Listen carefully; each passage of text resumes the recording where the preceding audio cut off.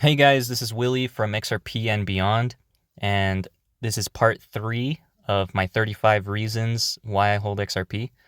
And just a quick disclaimer, I am not a financial advisor, and anything I say in this video is not financial advice, so please do your own research, do your due diligence, and let's get right into the video. So, number 21, Ripple's board of directors and meetings. So, if you didn't know, Ripple has all kinds of crazy connections, right? They have the 43rd, I believe it's the 43rd treasurer of the United States. They have a treasurer of the United States. I'm not 100% sure if it's the 43rd or whatever, but um, yeah, they have a crazy team over there. Um, and all their connections and meetings that they've had in the past, I would definitely look into those. They have connections to governments, countries, big institutions, banks, right? Um, yeah, that's all I'll say on that. Number 22 here, deflationary. So XRP is deflationary. There's only 100 billion XRP, and there will only ever be 100 billion, or I should say no more than 100 billion, because actually there is a burning mechanism, and there's actually technically less than 100 billion XRP. It's like 99 billion. Um, and some change, right? Because you got. I should move on to number 23 here also because it's literally talking about this. 12 million XRP has been burned up until this point. So that 12 million XRP is gone forever. And just to talk on the supply side here a bit more, the 40 billion that is escrowed that I have listed here is Ripple's. And that's a rough estimate. I mean, that's going to be changing every month. Because if you didn't know, the escrow release, I believe it's 1 billion XRP that gets released every month, and then whatever amount Ripple doesn't use or whatever, they'll just re-escrow it. And if you don't know what escrowing is, it's just basically a way to lock it up. So they lock up XRP with no way of getting that XRP out, right, until the end of each month, or at least the end of each of those timers. I don't even know exactly when it is, but I do know it happens once a month. Yeah, I wanted to talk a little bit about that because people see it as a bad thing that Ripple has so much of the supply, and I don't see it as a bad thing because it's an escrow, right? And also Ripple seems like a good faith actor. I mean, up until this point, they've just expanded on their business and just positioning XRP to be that cross-border payments bridge, right? But yeah, if you want to know more about that, I would definitely look into that. You know, if people decide not to invest in XRP because of that reason alone, I get it. I just see it differently. All right, let's see here. 24. So there is a good risk to reward ratio, in my opinion, with XRP. Again, this is something that I talked about a little bit on, I believe it was the first part, where, you know, the community is just so beaten up, and XRP hasn't had an all-time high in 6 years. And then it missed the bull run because of, you know, the SEC lawsuit. And so the community is just tired, beaten up. They don't think it's going to go up. But of course, if you know how investing works, usually when everyone's thinking that it's not going to go up, usually that's a good sign that, you know, you've bottomed, because who else is going to be selling if everybody thinks that it's going to go lower, right? So that's number 24 there. Number 25, the charts look prime. So again, you look at any chart analyst that isn't biased toward or against XRP. And they're all bullish, right? All of them. It's very hard to come across someone who thinks XRP is going to be going down in price. And if they are thinking that, you should really check to see if they're not like a Bitcoin maximalist or an Ethereum maximalist or a maximalist of any kind, right? Or just someone who hates XRP, because those do exist. So I just be careful about that. Number 26 here. So XRP has been working for over a decade now. No crazy hiccups or anything.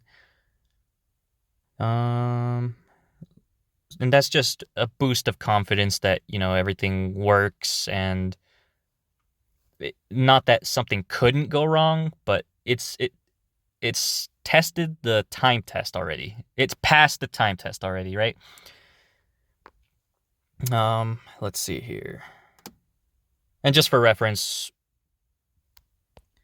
Bitcoin has been working for what, 14 years? So not that much younger, right? All right. So number 27. This is kind of a big deal, right? 24/7. So XRP is always online. It's not like the stock market where you can only do it at a certain time on certain days, and it's always working through holidays, through weekends, at very just the entire time, right? And that is just amazing because you can always depend on it, right? It doesn't matter if you're on the other side of the globe. Doesn't matter if it's a holiday. You can always transact. All right. So number 28 here. It works offline. This has been tested. There are ways to make XRP work offline, and that's kind of a big deal, because imagine if we have like some major blackout, right? You want to be able to have access to the thing that you will be transacting with, right? And I'm not sure if this will have like any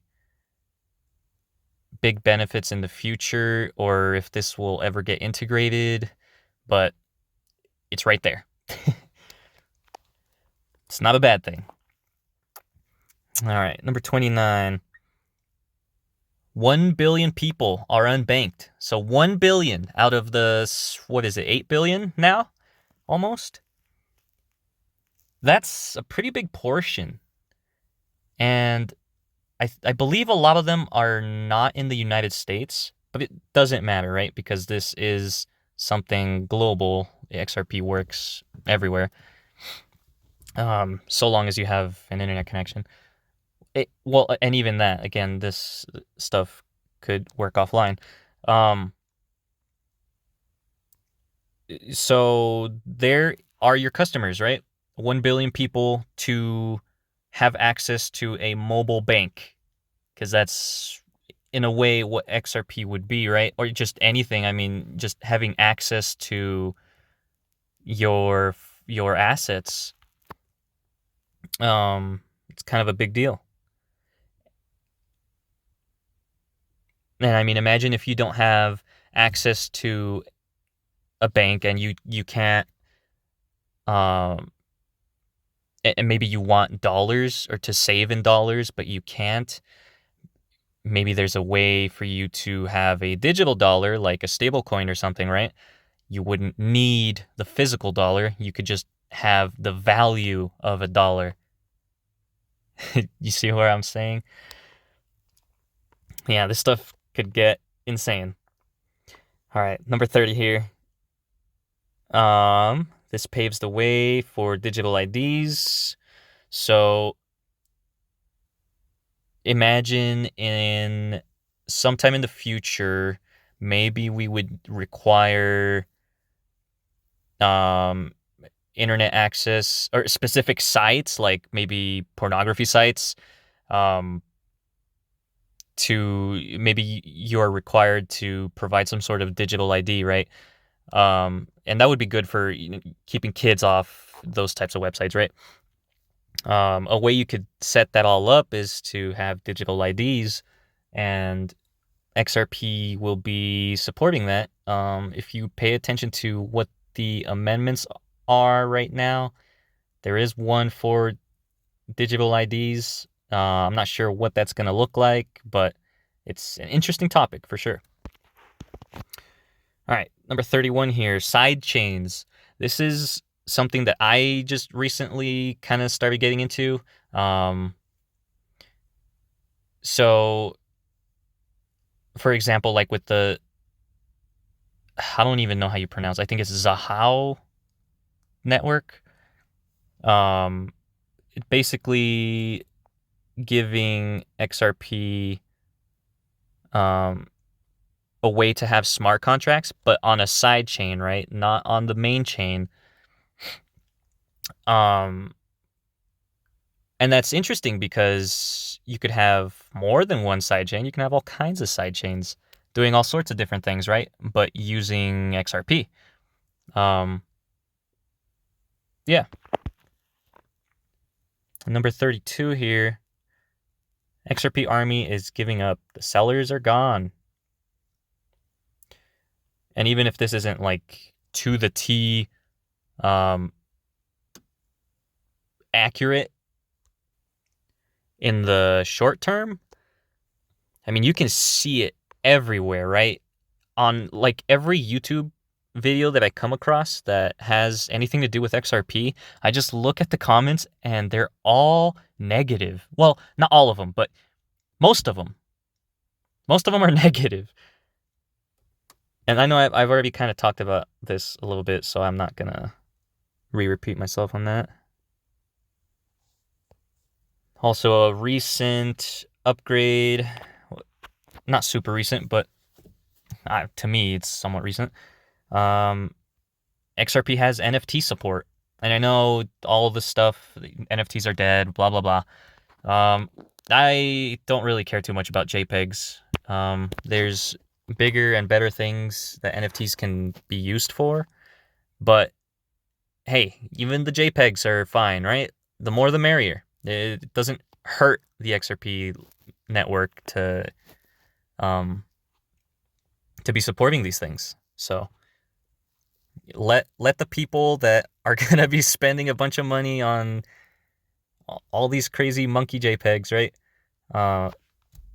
Let them do that, but let them do it on a network that is cheap and efficient. All right, number 34 here. So, carbon neutral. XRP is carbon neutral. And that's a big deal because you see all the green energy initiatives, Bitcoin being proof of work. It's not really a good thing for the environment. And you don't have to really worry about that with XRP, so there's that. Okay, number 35, tokenization. So XRP supports tokenization. You can tokenize anything, right? And this would be one of those things that just kind of has limitless possibilities. I mean, you can tokenize stock, you could tokenize commodities, you could tokenize assets, like whatever you want, really.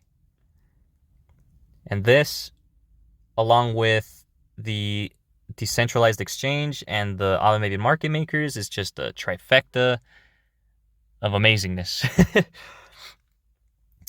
And so I know I said 35 reasons, and I did have a 36th bonus reason here, and that's just that there will be future growth and development that we don't know about. Duh, right? But I mean, something has to come out eventually, and good things will come out. What they are, I don't know. Doesn't matter, because I'm sure they'll be great, and anything that's good for the XRP ledger is a-okay with me. So the more the merrier. But anyways, guys, that'll be the end of this video. Hopefully I have all my thoughts fleshed out the way I want it to. And hopefully from here on out, I can just keep you guys updated on anything that's happening with the XRP ecosystem or just cryptocurrency in general. You know, this is called XRP and beyond for a reason. It's not just XRP, but I will be mostly focused on XRP.